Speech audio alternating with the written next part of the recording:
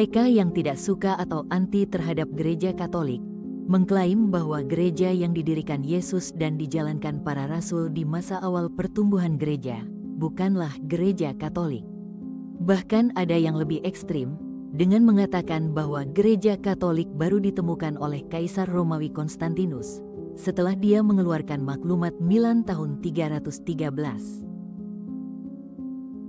Untuk mengetahui apakah klaim itu benar adanya, mari kita telah seperti apa gereja dijalankan sebelum tahun 313, baik saat para rasul masih hidup maupun setelah mereka wafat.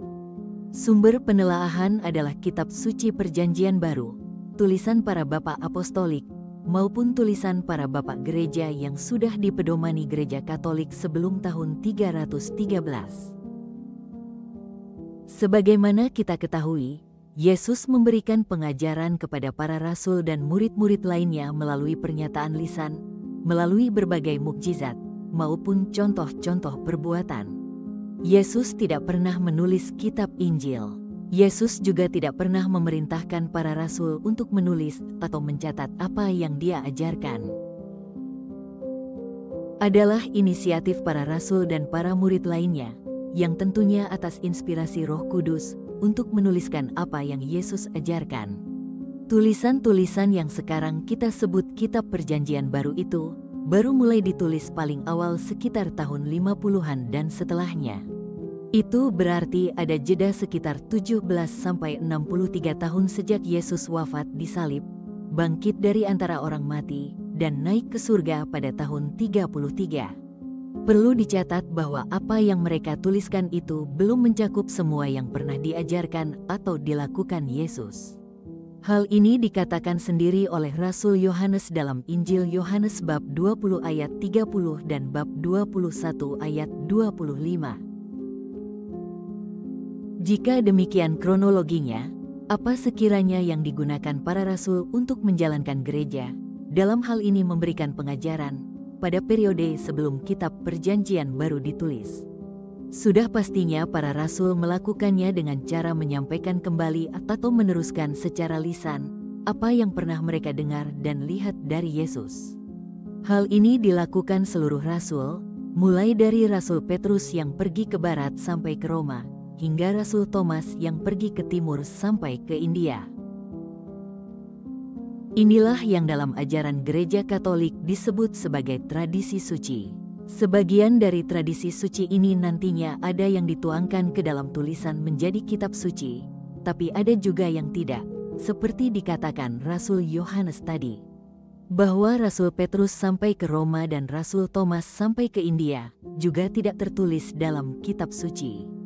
Namun gereja Katolik tetap percaya bahwa mereka sampai ke sana karena menjalankan kehendak atau perintah Yesus untuk menjadikan semua bangsa sebagai murid-Nya. Rasul Paulus, yang menulis 13 surat dalam kitab Perjanjian Baru, juga menegaskan hal ini dalam suratnya kepada para pengikut Kristus di Tesalonika. Sebab itu, saudara-saudara, berdirilah teguh dan berpeganglah pada ajaran-ajaran yang kamu terima dari kami, baik melalui pemberitaan maupun surat. Demikian tulis Rasul Paulus dalam 2 Tesalonika bab 2 ayat 15. Yang dimaksud dengan pemberitaan di sini tentu saja bukan pemberitaan melalui radio, televisi, atau internet, melainkan penyampaian secara lisan.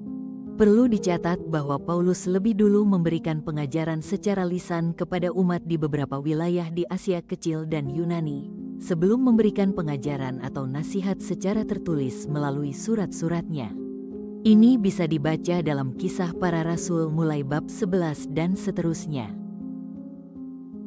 Salah satu bentuk tradisi suci yang tetap dijalankan dari zaman para rasul sampai saat ini adalah liturgi Ekaristi dalam Misa Kudus. Kisah Para Rasul bab 2 ayat 42 atau bab 20 ayat 7-11 menjelaskan Misa Kudus sebagai berkumpul atau bersekutu dan memecah-mecahkan roti. Tentang bagaimana liturgi Ekaristi atau memecahkan roti itu dijalankan, tidak dijelaskan secara rinci. Akan tetapi apa yang dilakukan para rasul dalam berkumpul dan memecahkan roti itu tetap berjalan secara tradisi hingga saat ini di abad 21. Tentang hal ini, nanti akan dijelaskan lebih lanjut dalam tulisan para bapak apostolik maupun bapak gereja. Sekitar tahun 90-an, Santo Clemens menulis surat kepada gereja di Korintus. Clemens adalah paus keempat setelah Santo Petrus, Santo Linus, dan Santo Anakletus. Dia adalah murid Santo Petrus dan Santo Paulus ketika kedua rasul itu berada di Roma. Kala itu Paus Clemens merasa prihatin dengan terjadinya pertentangan antara para klerus muda dengan klerus yang lebih tua di gereja di Korintus. Dalam suratnya Paus Clemens meminta para klerus muda itu untuk bertobat dan mengembalikan kedudukan para uskup dan imam yang lebih tua pada tempatnya.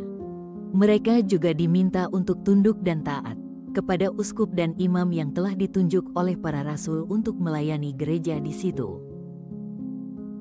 Walaupun Roma dan Korintus saat itu sama-sama berada di bawah kekaisaran Romawi, jaraknya cukup jauh, yakni lebih dari 1000 kilometer. Akan tetapi umat di Korintus menanggapi secara positif inisiatif Roma untuk menyelesaikan konflik di gereja setempat. Surat itu sering dibacakan secara keras-keras di hadapan umat di Korintus dan kota-kota lain di sekitarnya. Bahkan nantinya surat Clemens itu dimasukkan dalam Kodeks Alexandrinus yang berisi kitab-kitab Perjanjian Lama dan Perjanjian Baru. Surat ini menunjukkan berjalannya suksesi apostolik dari Santo Petrus sebagai paus pertama dan Paus Clemens sebagai penggantinya yang menggembalakan gereja universal. Gereja di Korintus pun mengakui kewenangan paus di Roma sebagai kepala gereja universal dengan mematuhi isi suratnya. Suksesi apostolik ini terus berjalan hingga sekarang, di mana Jorge Mario Bergoglio menggantikan posisi Santo Petrus sebagai kepala gereja universal dengan nama Fransiskus. Sampai saat ini hanya gereja Katolik yang memiliki struktur universal yang anggotanya menyebar di seluruh dunia, namun dalam satu kesatuan di bawah kepemimpinan Uskup Roma.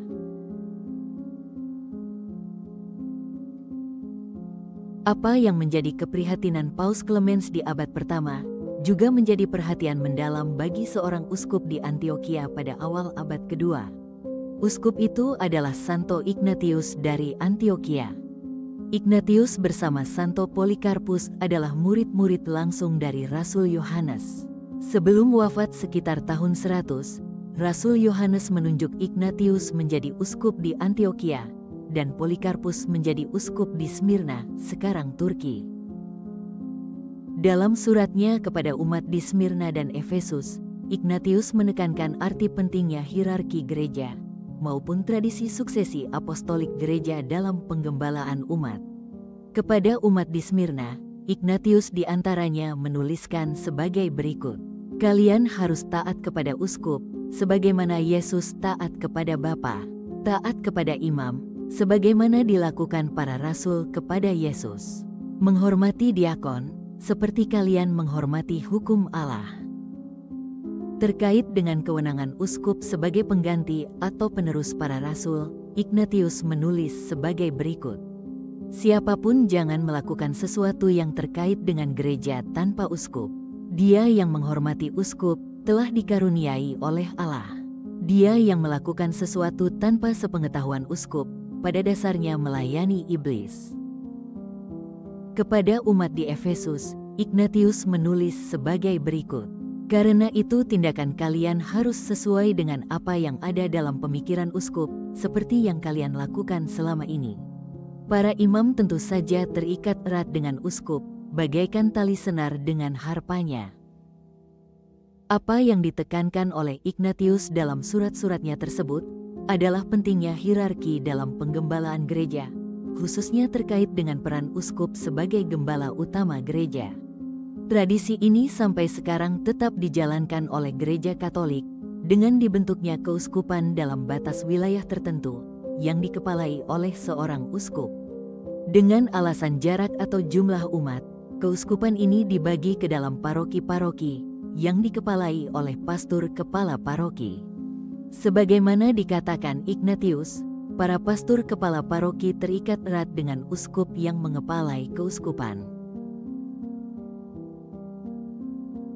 Selain menekankan pentingnya hierarki dan peran uskup, Ignatius juga mengingatkan bahwa Ekaristi yang diterima dalam Misa Kudus adalah tubuh dan darah Kristus sendiri. Dalam suratnya kepada umat di Smyrna, Ignatius mengatakan sebagai berikut. Perhatikan mereka yang berbeda pendapat tentang kasih karunia Kristus yang telah datang kepada kita. Betapa bertentangannya mereka dengan kehendak Allah. Mereka menjauhkan diri dari Ekaristi dan doa, karena mereka tidak mengakui Ekaristi sebagai tubuh juru selamat kita Yesus Kristus, yang menderita karena dosa kita, dan dibangkitkan kembali oleh Bapa karena kebaikannya. Karena itu, mereka yang mengingkari karunia Allah ini, akan binasa dalam perselisihan mereka sendiri. Kepada umat di Roma, tempat di mana dia akan menjalani hukuman mati, Ignatius menulis sebagai berikut. Aku rindu roti Allah, roti surgawi, roti hidup, yaitu tubuh Yesus Kristus, anak Allah, yang adalah keturunan Daud dan Abraham. Aku rindu minuman dari Allah, yaitu darahnya, yaitu kasih yang tidak lekang dan hidup kekal. Apa yang ditulis Ignatius tentang Ekaristi ini, tentunya berdasarkan apa yang dia peroleh dari gurunya, yaitu Rasul Yohanes. Yohanes sendiri menuangkan hal itu dalam Injil yang ditulisnya, pada bab 6 ayat 25-58 tentang roti hidup yang turun dari surga. Siapa saja yang makan roti itu, akan hidup selama-lamanya.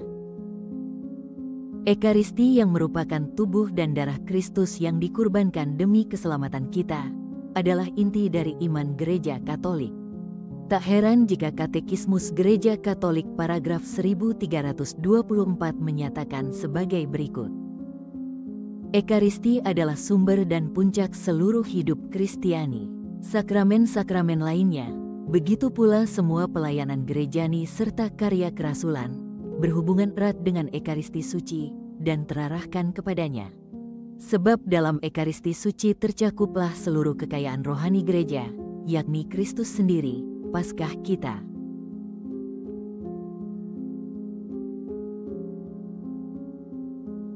Antara tahun 153 sampai 155, Santo Justinus Martir membuat tulisan dalam bahasa Yunani yang berjudul Ves Apology. Tulisan itu dia tujukan kepada Kaisar Romawi saat itu, Titus Antonius Pius, untuk memberikan penjelasan dan pembelaan terhadap iman Kristen dari sisi filsafat rasional. Dalam salah satu bagian tulisannya, Justinus menjelaskan secara detail tentang tata cara ibadat para pengikut Kristus yang dilakukan pada setiap hari yang disebut hari matahari atau hari Minggu. Dia menuliskan antara lain sebagai berikut. Setelah selesai berdoa, kami saling memberi hormat dengan ciuman. Kemudian dibawalah roti dan anggur yang dicampur dengan air dan diserahkan kepada pemimpin ibadat. Setelah menerimanya, pemimpin ibadat memuji dan memuliakan Bapa segala semesta dalam nama Putra dan Roh Kudus, menyampaikan ucapan syukur yang cukup panjang, karena kita dianggap layak untuk menerima itu semua dari tangannya. Setelah dia selesai dengan doa dan ucapan syukur, semua umat yang hadir menyatakan persetujuannya dengan mengatakan, "Amin." Jawaban amin ini berasal dari bahasa Ibrani, yang artinya jadilah seperti itu. Setelah pimpinan ibadat menyampaikan ucapan syukur dan seluruh umat menyatakan persetujuannya, mereka yang kami sebut diakon mengajak seluruh umat yang hadir untuk ambil bagian atas roti serta anggur yang dicampur air tadi. Bagi yang biasa mengikuti Misa Kudus di Gereja Katolik, pasti sudah bisa menangkap apa yang dimaksud oleh Justinus. Benar sekali, itu adalah liturgi Ekaristi yang diawali dengan persiapan persembahan, dilanjutkan dengan doa syukur agung, lalu komuni. Ada sedikit perbedaan dalam hal pemberian salam damai, di mana pada zaman itu salam hormat dilakukan setelah selesai doa umat dan dilakukan dengan ciuman. Pada bagian selanjutnya, Justinus menjelaskan lebih rinci apa yang dimaksud dengan roti dan anggur yang dicampur air itu.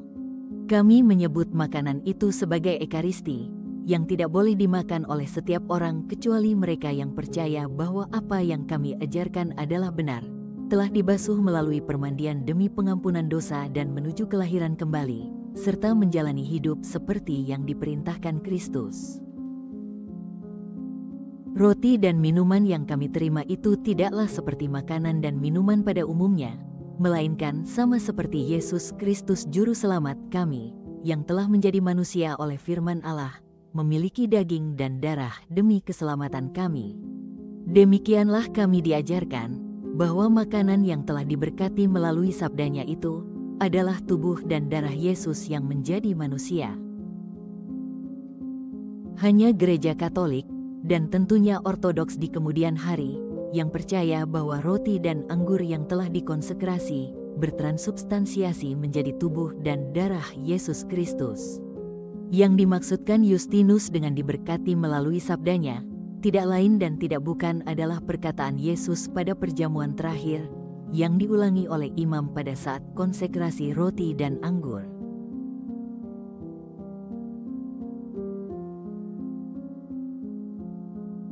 Sekitar tahun 180, seorang uskup di Lugdunum, Gaul, atau sekarang Lyon, Prancis, membuat 5 seri tulisan berjudul Against Heresy atau Melawan Heresi.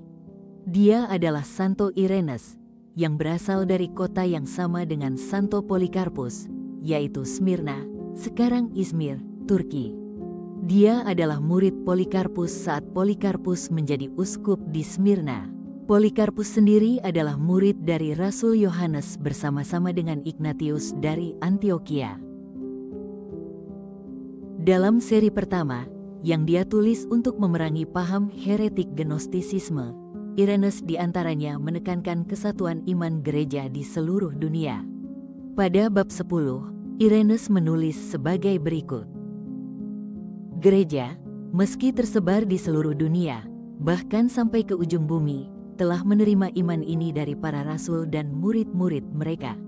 Percaya kepada satu Allah, Bapa yang Maha Kuasa, Pencipta langit dan bumi, dan laut dan segala isinya. Dan di dalam satu Kristus Yesus, Putra Allah, yang berinkarnasi demi keselamatan kita. Dan di dalam Roh Kudus, yang melalui para nabi mewartakan dispensasi Allah dan kedatangannya. Dan kelahiran dari seorang perawan, dan sengsara, dan kebangkitan dari antara orang mati, dan naik ke surga dalam bentuk Kristus Yesus yang terkasih, Tuhan kita. Dan perwujudannya kelak dari surga dalam kemuliaan Bapa untuk mengumpulkan segalanya menjadi satu. Sebagaimana telah saya amati, gereja, setelah menerima pengajaran iman ini, meski tersebar di seluruh dunia, namun seolah-olah hanya menempati satu rumah yang dilestarikan dengan hati-hati. Gereja mempercayai ajaran-ajaran itu, seolah hanya mempunyai satu jiwa dan satu hati yang sama. Gereja mewartakannya, mengajarkannya, dan mewariskannya dengan keselarasan yang sempurna, seolah-olah dia hanya memiliki satu mulut. Meski bahasa-bahasa di dunia berbeda, namun makna tradisi yang diterimanya tetap satu dan sama. Gereja-gereja yang baru tumbuh di Jerman tidak mewariskan sesuatu yang berbeda. Demikian pula dengan gereja-gereja di Spanyol, di Gaul, di Timur, di Mesir, di Libya, atau di tempat-tempat yang sudah ada sebelumnya. Sebagaimana matahari ciptaan Allah adalah satu untuk seluruh dunia, demikian pula pemberitaan kebenaran memancar kemana-mana, dan menerangi semua manusia yang mau menerima kebenaran. Apa yang ditulis Irenes itu bukanlah hal yang asing bagi kita yang biasa mengikuti misa di gereja. Kredo para rasul selalu diucapkan kembali, sebagai pernyataan iman akan Allah Tritunggal. Apakah misa itu dirayakan di Indonesia, di Amerika, di Prancis, di Mesir, di Korea? Isinya tetap sama, walaupun bahasanya berbeda. Demikianlah beberapa ciri khas tentang apa yang diimani dan dijalankan para pengikut Kristus, atau yang disebut Kristen, pada abad pertama sampai dengan abad kedua. Dengan kata lain, semua itu sudah diimani dan dijalankan gereja jauh sebelum Konstantinus menjadi kaisar Romawi di awal abad keempat. Itulah ciri khas dari gereja yang disebut satu, kudus, katolik, dan apostolik. Tuhan Yesus memberkati kita semua. Amin.